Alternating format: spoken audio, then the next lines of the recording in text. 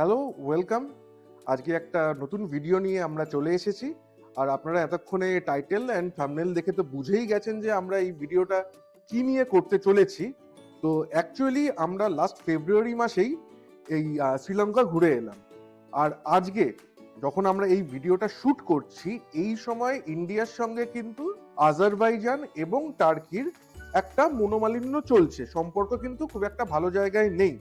তো সেই জায়গায় দাঁড়িয়ে আপনারা যারা টার্কি বা আজারবাইজান যাওয়ার প্ল্যান করেছিলেন এবং এই মুহূর্তে বা করছেন, এই মুহূর্তে সেই জায়গাটাকে চেঞ্জ করে অন্য কোথাও যাওয়ার কথা ভাবছেন, তাদের জন্য আমরা একটা অল্টারনেটিভ প্ল্যান নিয়ে আসছি, যেটা হচ্ছে শ্রীলঙ্কা ট্রিপ।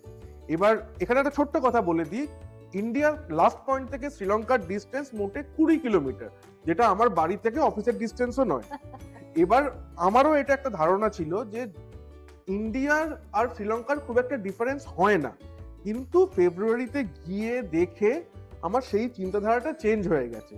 তো এই ভিডিওতে আমরা আপনাকে পুরো প্যাকেজটা বোঝাবো, কিভাবে আপনারা যেতে পারেন, কি খরচা, কিভাবে প্ল্যান করবেন, পুরো কস্ট ব্রেকডাউনের সাথে প্ল্যান, মানে কিভাবে প্ল্যান করলে পুরো ডাইভার্স নেচার, কালচার, ল্যান্ডস্কেপ সবকিছু শ্রীলঙ্কার এক্সপ্লোর করতে পারবেন এবং তখন ঘুরে এসে আর আপনাদের একটু মনে হবে না যেন এক্সটেন্ডেড ইন্ডিয়া থেকেই ঘুরে এলেন। সেই নিয়েই আজকের এই ভিডিওটা আমরা 5টা ভাগে ভাগ করছি। প্রথম হচ্ছে ভিসা, 2 নম্বর হচ্ছে বেস্ট টাইম টু ভিজিট, 3 নম্বর হচ্ছে অ্যাক্টিভিটি বা আইটিনারি কি কি করবেন আপনারা এখানে, 4 নম্বর হচ্ছে ফ্লাইট প্লাস ল্যান্ড প্যাকেজ, আর লাস্ট হচ্ছে টোটাল কস্ট ব্রেকডাউন। তো একদম লাস্ট অব্দি ভিডিওটা দেখুন, তাহলে আপনাদের আর কোনো প্রশ্ন থাকবে না। আর যদি কোনো প্রশ্ন থাকে অবভিয়াসলি আমাদের কমেন্টের মধ্যে জানান, আমরা তার যথাসাধ্য উত্তর দেওয়ার চেষ্টা করব। তারপরও যদি কোনো প্রশ্ন থাকে তাহলে we are on Instagram and Facebook, আমাদের কানেক্ট করুন আর ডিএম করুন। তো যেমনটা বলছিলাম, ফার্স্ট পয়েন্ট হচ্ছে ভিসা প্রসেস। তো শ্রীলঙ্কার মানে ইন্ডিয়ানদের জন্য শ্রীলঙ্কা কিন্তু ভিসা ফ্রি কান্ট্রি, এখানে কোনো পয়সা লাগে না এবং ভিসাও অ্যাপ্লাই করতে হয় না। যেটা লাগে সেটা হচ্ছে একটা ইটিএ ফর্ম ফিল আপ করা। সেই ইটিএ ফর্মটার লিংক আমরা ডেসক্রিপশন বক্সে দিয়ে দেবো, তো সেখানে আপনারা দেখে নেবেন।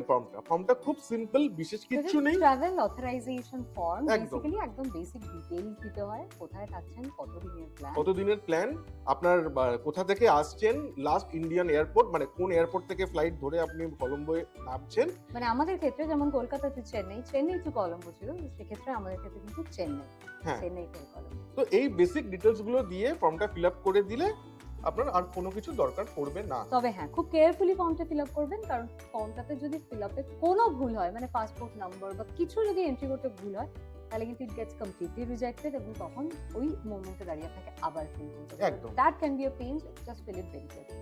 Coming to point number 2, best time to visit. So when should you plan your Sri Lanka trip? Ideally, December থেকে April হচ্ছে ওখানে dry season, so it's considered to be the best time to visit Sri Lanka. বাকি ওখানে tropical weather সারা বছরই একই রকম গরম থাকে, মোটামুটি 30-35 ডিগ্রি সেন্টিগ্রেড সবসময়ই থাকে। তবে ডিসেম্বর টু এপ্রিল মোটামুটি south and west coast of Sri Lanka is comparatively dry. বাকি টাইম মানে May to September, October, November it's like monsoon in almost entire Sri Lanka. But আপনি যদি পার্টিকুলারলি ইস্ট কোস্টে, শ্রীলঙ্কার ইস্ট কোস্ট ট্রাভেল করতে প্ল্যান করেন, তাহলে আপনি এই টাইমটাকে কনসিডার করলেও করতে পারেন। But considering east coast of Sri Lanka খুবই less travelled by the tourist, মানে খুব কম পর্যটকরাই ওখানে যায়। ইটস ফ্যান্টাস্টিক, খুবই সিনিক ইস্ট শ্রীলঙ্কা, বাট আমরাই কভার করতে পারিনি, একবারে সম্ভব না। কিভাবে আমরা প্ল্যান করেছি সেটা তো অফকোর্স আপনাদের সাথে ডিটেইলে শেয়ার করছি এর পরের সেকশনে।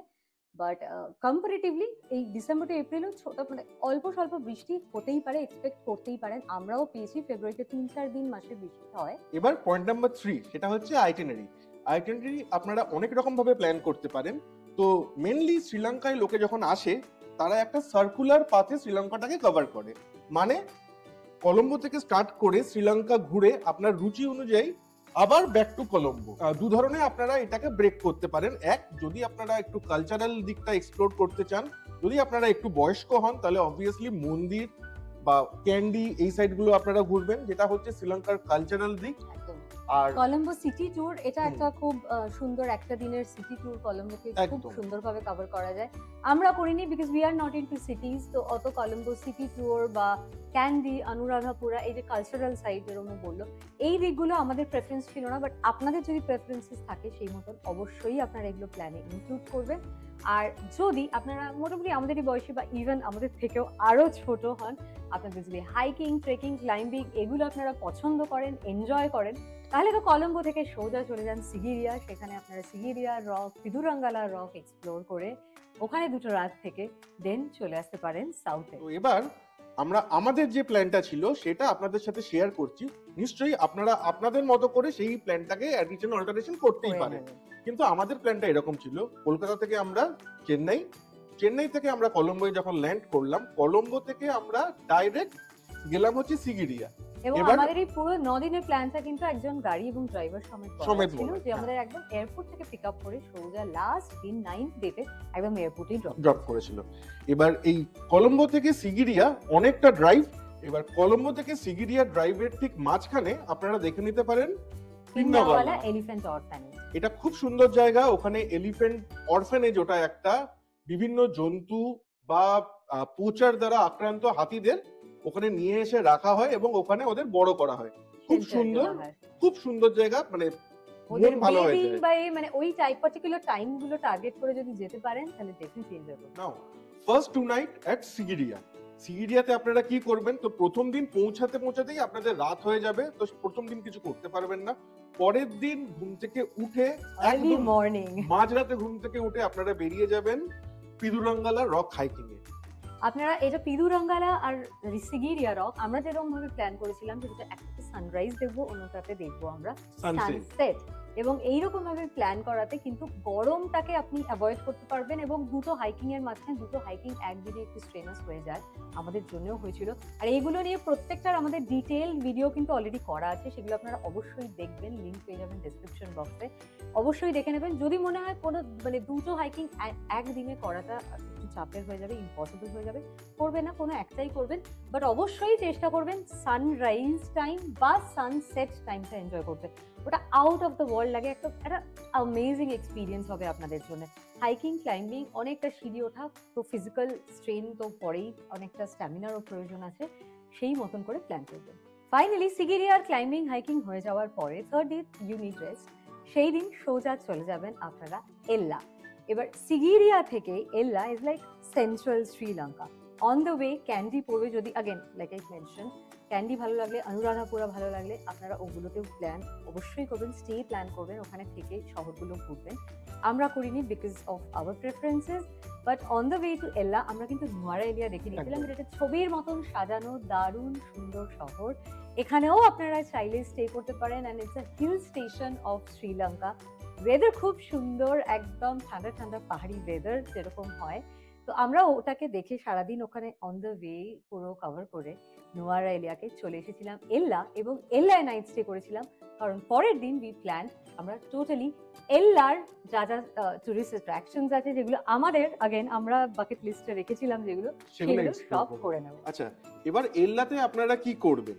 এল্লাতে আপনারা একদিন এনাফ, মানে যেহেতু প্রথম রাত আপনারা ঢুকছেন সে রাতে কিছু করতে পারবেন না, পরের দিনটা মানে একটা দিন এনাফ। তো ওখানে অ্যাক্টিভিটি বলতে প্রথমে আছে 9 আর্চেস ব্রিজ, সেকেন্ড হচ্ছে লিটল অ্যাডামস পিক, এবং 3 নম্বর হচ্ছে রাভানা ওয়াটারফল। এই 3টে আপনারা করবেন। 3টেই খুব সুন্দর, বেশি হাঁটা নয়, কিন্তু খুব মানে এনজয় করবেন, বিউটি অসাধারণ। 9 আর্চেস ব্রিজে ট্রেন রাইড, তো মানে আগেন এটা যদি আপনারা ট্রেন রাইডটা এনজয় করতে চান অবশ্যই প্ল্যানে রাখবেন। আমরা কিন্তু ডিটেইলড এই দিনের ভিডিওতে আমরা ডিটেইল বলেছি আপনি কিভাবে কোথা থেকে কোথায় কিরকম ভাবে ট্রেন রাইডটা প্ল্যান করতে পারেন, অবশ্যই করবেন। যদি না করেন কিন্তু মানে এই ট্রেন রুটটা যদি এনজয় করতে চান, তাহলে কিন্তু 9 arches bridge is a must visit place. ওখানে ট্রেনটা যদি আপনার ভাগ্য ভালো থাকে, ট্রেনটা যদি দাঁড়িয়ে যায়, you will enjoy like anything। তবে হ্যাঁ, ছোট্ট একটু পাহাড়ি ট্রেলের মধ্যে দিয়ে ওয়াকিং 10-15 মিনিটস এর ওয়াকিং করে ওখানে পৌঁছতে হয়, আবার 15 মিনিটস এর ওয়াকিং ব্যাক করতে হয়। আচ্ছা, এরপরে আসছে লিটল অ্যাডামস পিক। ওখানে রাভানা ওয়াটারফল বলে একটা জায়গা আছে, আর রাভানা পুল ক্লাব আছে। এবার রাভানা পুল ক্লাবটা কিন্তু খুব সুন্দর একটা পুল ক্লাব, দারুণ। আপনারা মানে ইচ্ছা হলে ওখানে গিয়ে একটা বিয়ার বা একটা ছোট্ট ড্রিঙ্ক নিয়ে বসতেই পারেন। এবং ওখানে আপনার বালির মতো সুইংও আছে। পুরো ভাইবটা পাবেন, বালির জায়ান্ট সুইং। ইকুয়ালি ওখানে ওই ড্রেস রেন্টে পাওয়া যায়। এগুলো যদি আপনাদের করার প্ল্যান থাকে আপনারা কিন্তু অ্যাকর্ডিংলি প্ল্যান করতে পারেন। পুল ক্লাবে যদি ভালো করে এনজয় করার থাকে আপনারা সুইম ওয়্যার নিয়ে গেলে পুল ক্লাব যদি অ্যাক্সেস করতে চান পুল এরিয়া সেটাও টাইম স্পেন্ড করতে পারেন। কারণ লিটল অ্যাডামস পিক আগেন একটু বেশি হাইকিং, 15-20 মিনিটসের বেশ ভালো রকম hiking to up to the top of the peak and then আবার ক্লাইম্বিং ডাউন। তো সেটা যদি পুরোটা করেন তারপরে শিওর একটু তো টায়ার্ড হয়ে যাবেন and then this Ravana pool club একদম রিফ্রেশিং। আচ্ছা, এবার এল্লা থেকে আপনারা বেরিয়ে চলে যাবেন হচ্ছে ইয়ালা। ইয়ালাতে কি আছে? ইয়ালাতে আছে হচ্ছে একটা ন্যাশনাল পার্ক, মানে জঙ্গল একটা, ওখানে যেখানে জঙ্গল আমরা সাফারি করেছিলাম। অ্যাকচুয়ালি সাফারি করব বলেই আমরা ইয়ালাকে ইনক্লুড করেছিলাম আমাদের হ্যাঁ। স্টে ওভার হিসেবে। আপনাদের যদি সেটা পছন্দ না হয় again you can skip, but যেহেতু এটা আমাদের বাকেট লিস্টে ছিল আমরা ইয়ালা সাফারি করেছি। अगेन আমাদের ডিটেইলড ভিডিও আছে, অবশ্যই দেখে নেবেন। আর ইয়ালাতে যদি স্টে করলেন বা না করলেন তারপরে সোজা কিন্তু চলে গেলেন একদম southern Province Mirissa. Beach town of Sri Lanka. Sri Lanka এসেছেন বিচ তো ঘুরবেনই।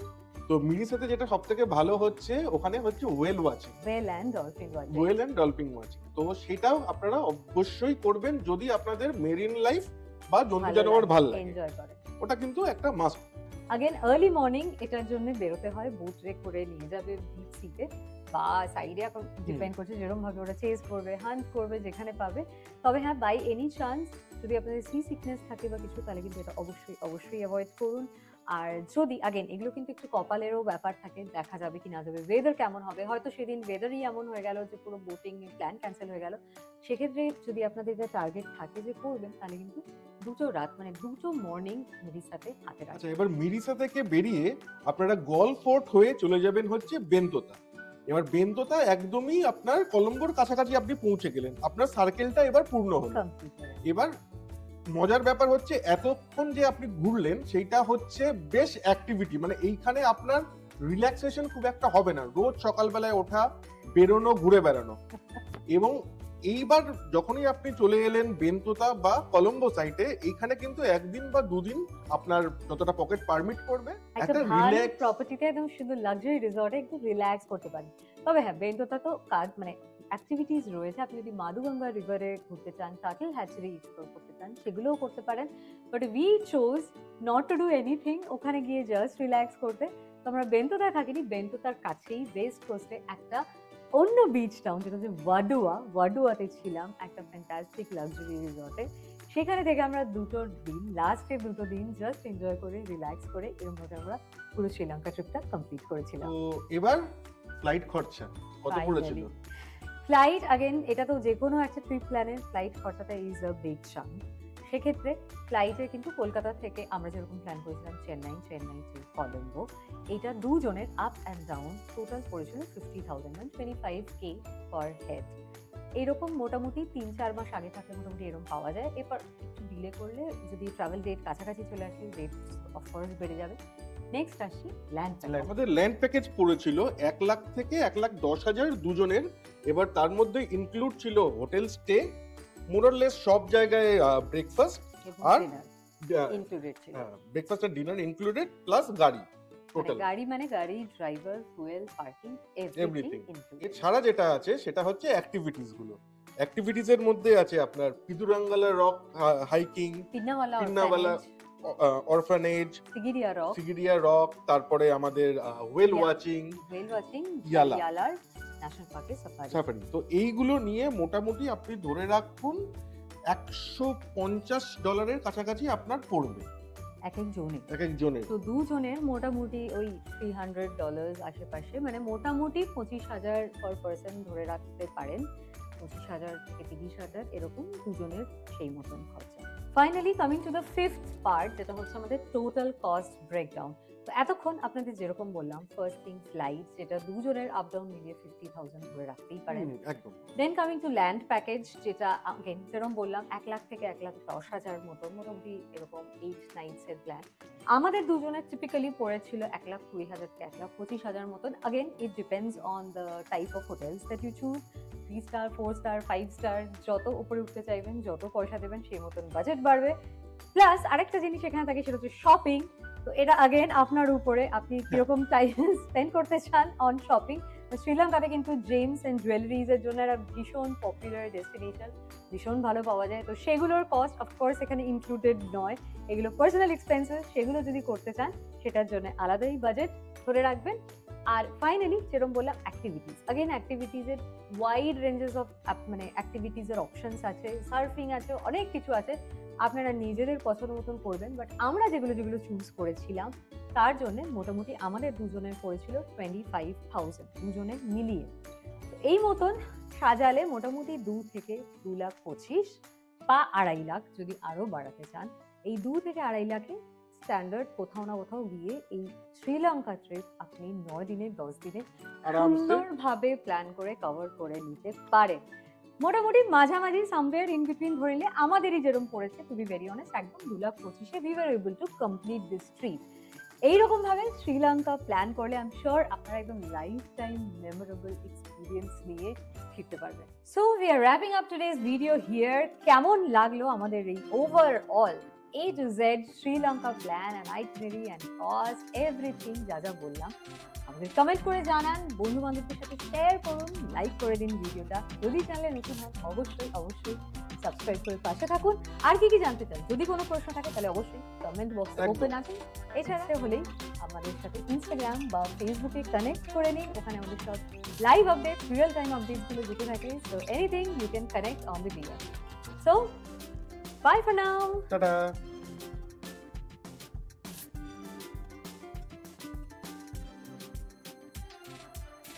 Hello, welcome. আজকে একটা নতুন ভিডিও নিয়ে আমরা চলে এসেছি। অনেকটা ড্রাইভ এবং এর মাঝখানে আপনারা দেখবেন তিদুরাঙ্গালা, সরি তিন্নাওয়ালা দুজনেই দুজনেই ভুল বলবো। আচ্ছা, এবার এল্লা থেকে আচ্ছা